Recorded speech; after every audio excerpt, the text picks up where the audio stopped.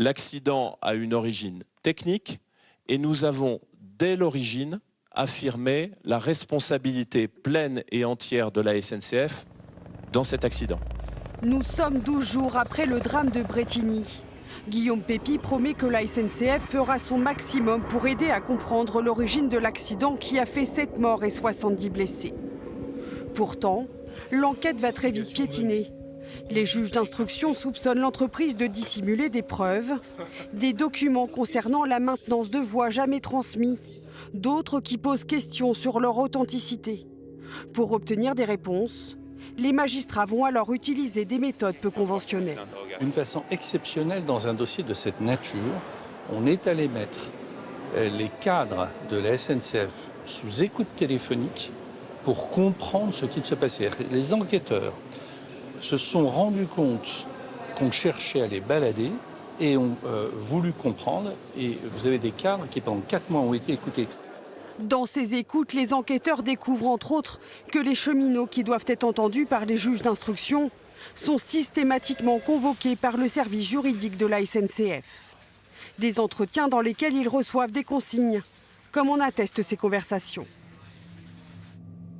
Tu viens avec rien. Il ne faut pas être proactif avec eux. Faut les laisser un peu chercher. Tu vois, les normes, moi, je ne les ai jamais évoquées. Et comme ils ne connaissent pas, ils les demanderont pas. Après, si quelqu'un d'autre le fait, c'est vrai que c'est foutu. Un service juridique qui conseille également à ses salariés d'édulcorer leurs constats sur l'état des appareils de voie. On va supprimer en très mauvais état, ça n'ajoute rien. On se doute bien qu'on n'est pas en train de régénérer des appareils neufs. Si c'est saisi par la justice ou si ça passe dans le Figaro, ça nous met mal.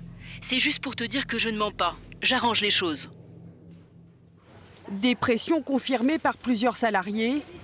Autre élément très troublant, quelques jours après l'accident, le vol de l'ordinateur du responsable chargé de l'entretien des voies. À l'intérieur, tout le processus de maintenance. L'appareil sera finalement retrouvé 3 mois plus tard, totalement vierge. Dans mon ordinateur, il y avait mes mails, les documents d'organisation que je rédigeais. Vous me demandez s'il est normal que ces données aient été effacées ? Non, il n'est pas normal qu'il n'y ait rien sur mon disque dur où il y avait précisément la sauvegarde de mes mails. Une information judiciaire a été ouverte mais n'a rien donné. Thierry Gomez, le fils du couple d'octogénaires décédé à la gare de Brétigny, accuse de son côté la SNCF de manipulation. On joue sur quoi? On joue peut-être sur la lassitude des victimes 9 ans après. Peut-être quand elles passeront à la barre, d'avoir des victimes moins meurtries avec le temps qui efface les douleurs. Et il n'en est rien. Aujourd'hui, on est comme si on était en 2013. On arrête de faire couler nos larmes et on rentre dans cette enceinte et on veut la vérité. Après 7 longues années d'instruction, aucun dirigeant de la SNCF ou de RFF ne comparaîtra à titre personnel devant le tribunal correctionnel d'Évry. Seule personne physique sur le banc des prévenus, l'ancien dirigeant de proximité, un jeune homme qui encourt 3 ans de réclusion.